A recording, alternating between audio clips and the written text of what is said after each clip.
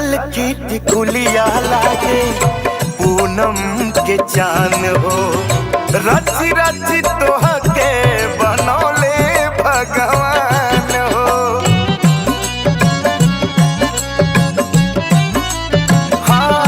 हाँ, ललकी टिकुलिया लागे पूनम के चान हो, रची रची तोहके बनौले भगवान। ऐसन रूप न बिकला हो तो कनवा में, जानी का जरा लगावा हो नया नवा में, हो नया नवा में, जानी का जरा लगावा हो नया नवा में, हो नया नवा में।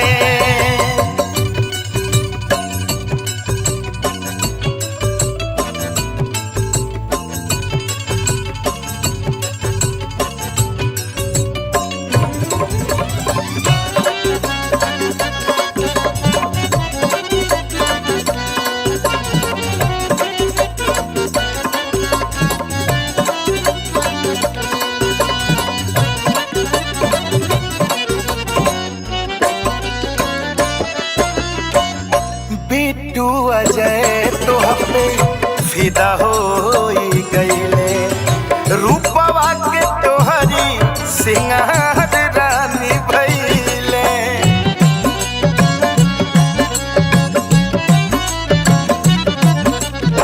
अरे राकेश तिवारी गंगेश फिदा हो गईले, रूपवा के तोहरी सिंगार रानी भइले। सातो